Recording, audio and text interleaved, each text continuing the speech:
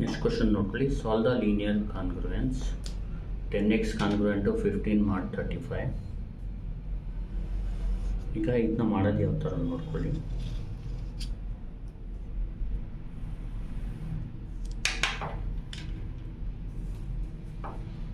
Ten x congruent to 15 mod 35.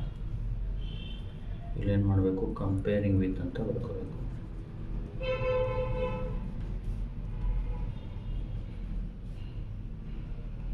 X congruent to b mod m, we get a is 10, b is 15 and m is 35. ಈಗ ನೋಡಿ, ಡಿನ find ಮಾಡ್ಕೋಬೇಕು. ನಾವು ಕೈ ಕೊಡಿ 10x congruent to 15 mod 35 ಇದ್ದರೆ comparing with a x congruent to b mod m we get ಅಂತ ಬರೆದು, A ಅಂದರೆ 10, ಬಿ ಅಂದರೆ 15, ಸಿ ಅಂದರೆ 35. ಫಸ್ಟು ಡಿನ ಫೈಂಡ್ ಮಾಡ್ಕೊಳ್ಳಿ. D is g c d of a comma m, that is g c d of a ಅಂದರೆ 10 ಕಾಮ M ಅಂದರೆ 35. ಫಸ್ಟ್ ಕ್ಯಾಲ್ಸಿಯಲ್ಲಿ ಏನು ಮಾಡಿ, 35/10 ಮಾಡಿ. 35/10 ಮಾಡಿದಾಗ ರಿಮೈಂಡರ್ ಏನು ಬರುತ್ತೆ ನೋಡಿ, ಸಾರಿ 35/10 ಈಕ್ವಲ್ ಕೊಡಿ, ಎಷ್ಟು ಕೊಡಿ, 3 ಪಾಯಿಂಟ್ ಸಮಥಿಂಗ್ ಬರುತ್ತೆ, -3 ಕೊಡಿ, ಆಮೇಲೆ ಇಂಟು 10 ಕೊಡಿ. ಎಷ್ಟು ಬಂತು ರಿಮೈಂಡರ್? 10. Reminder is 5. ಈಗೇನು ಮಾಡಬೇಕು, ಡಿನಾಮಿನೇಟರ್ ಡಿವೈಡೆಡ್ ಬೈ ರಿಮೈಂಡರ್, 10/5 ನೋಡಿ. 10/5 ಈಕ್ವಲ್, ಇದು 2x ಸೈಡ್ ಬರ್ತಾ ಇದೆ, 2 ಪಾಯಿಂಟ್ ಬರೆದು -2 ಮಾಡಿ, 2 ಬಂದರೂ -2 ಮಾಡಿ, ಇಂಟು 5. Then reminder is 0. ಅಂದರೆ ಡಿವೈಡ್ ಆದರೆ ರಿಮೈಂಡರ್ 0 ಆಗಿರುತ್ತೆ. ಗೊತ್ತಾಗ್ತಿದೆಯಾ? ಜಿ ಸಿ ಡಿ ಅಂದರೆ 0 ರಿಮೈಂಡರ್ಗಿಂತ ಮುಂಚೆ ಏನು ರಿಮೈಂಡರ್ ಇರುತ್ತೆ ನಾವು ಅದಕ್ಕೆ ಜಿ ಸಿ ಡಿ ಅನ್ನೋದು. ಜಿ ಸಿ ಡಿ ಬಂದು 5. ಇದು ಜಿ ಸಿ ಡಿ. ಅರ್ಥ ಆಗ್ತಿದೆಯಲ್ವಾ? ಈಗ ನೋಡಿ, ಇಲ್ಲಿ ಬರ್ದ್ಬಿಡಿ, d is equal to 5. Also ಇದು ನೋಡಿ, 15/5 ಮಾಡಿದ್ರೆ ಡಿವೈಡ್ ಆಗುತ್ತೆ ಅಲ್ವಾ? ಈ 5 ಬಂದು 15ನ ಡಿವೈಡ್ ಮಾಡುತ್ತೆ. ಅದಕ್ಕೆ ನೀವೇನಂತ ಹೇಳಬೇಕು, ಆಲ್ಸೋ ಡಿ ಡಿವೈಡ್ಸ್ ಬಿ ಅಂತ. D divides b, that is equal to 5 divides 15. ಗೊತ್ತಾಗ್ತಿದೆಯಲ್ವಾ? ನೆಕ್ಸ್ಟ್ ಏನು ಮಾಡಬೇಕು, ಈಗ ನೋಡಿ, ಜಿ ಸಿ ಡಿ 5 ಇರೋದರಿಂದ ದ ಕಾನ್ಗ್ರುಯೆನ್ಸ್ ಹ್ಯಾಸ್ 5 ಸೊಲ್ಯೂಷನ್ಸ್ ಅಂತ ಬರ್ತದೆ. The congruence g c d 1 ಇದ್ರೆ unique solution. Congruence has 5 solutions. ಸೊಲ್ಯೂಷನ್ಸ್ನ ಫೈಂಡ್ ಮಾಡೋದು ಯಾವ ಥರ ನೋಡ್ಕೊಳ್ಳಿ.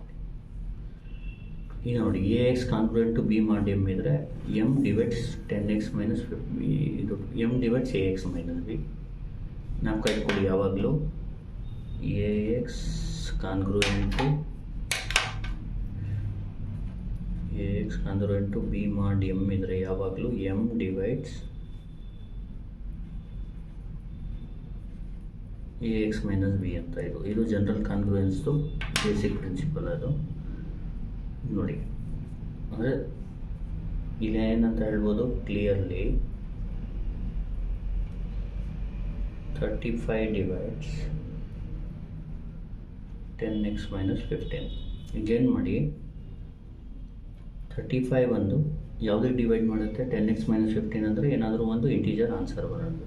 10x minus 5/35 is equal to z ಅಂದರೆ ಕೆ ಇಂಟೀಜರ್ ಬರುತ್ತೆ, where k belongs to z.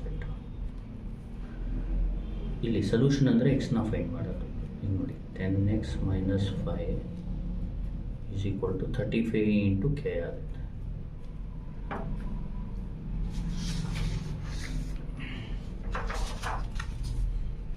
10x is equal to ಏನಾಯಿತು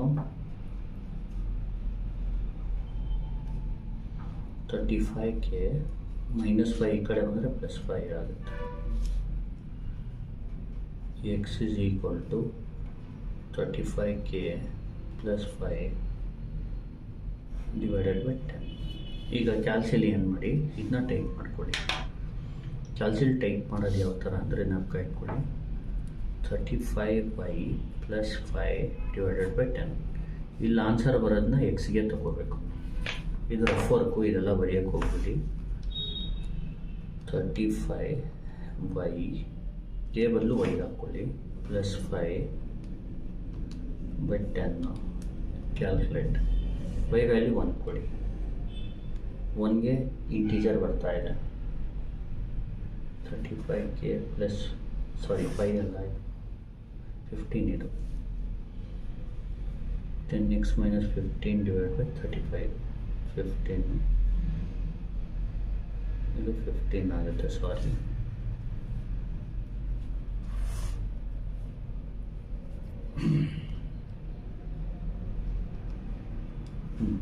35y + 15 ಕ್ಯಾಲ್ಕುಲೇಟ್. ಎಕ್ಸಾಕ್ಟಲ್ಲಿ 1 ಹಾಕಿ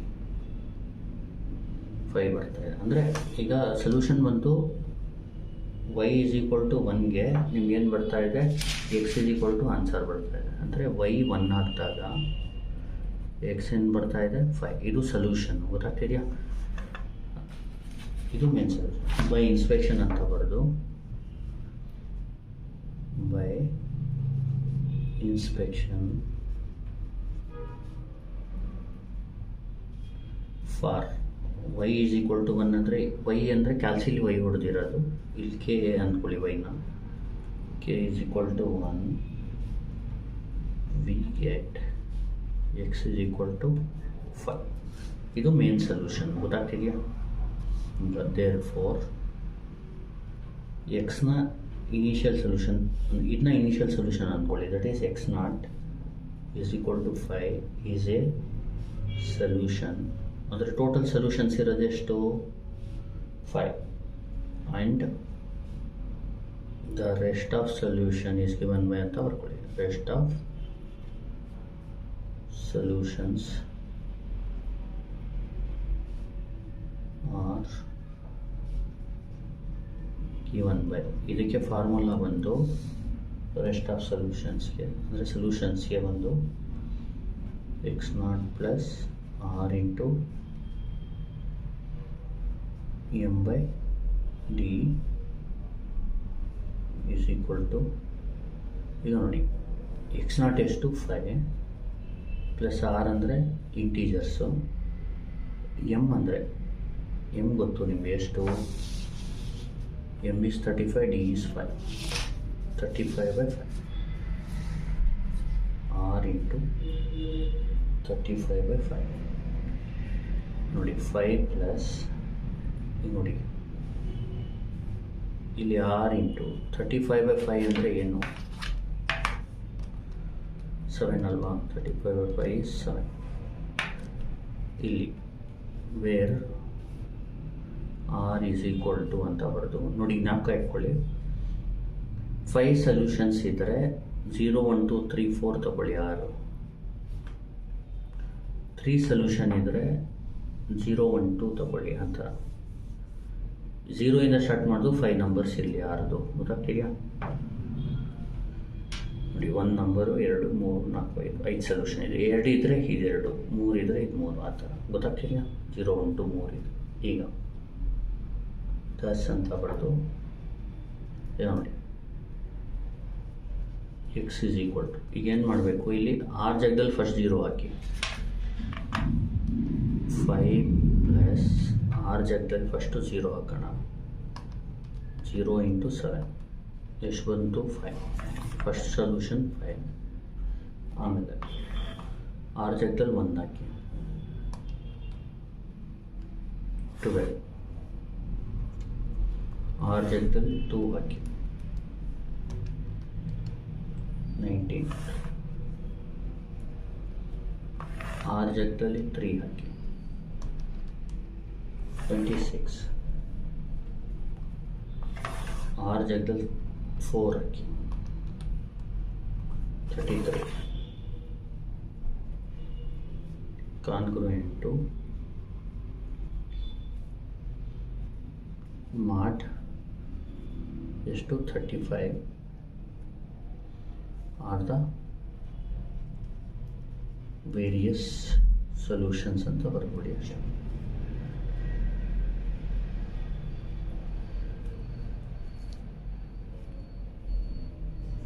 ಈಗ ನೋಡಿ ಇದನ್ನ ಇನ್ನೊಂದು ಸತಿ ಹೇಳ್ಕೊಡ್ತೇನೆ.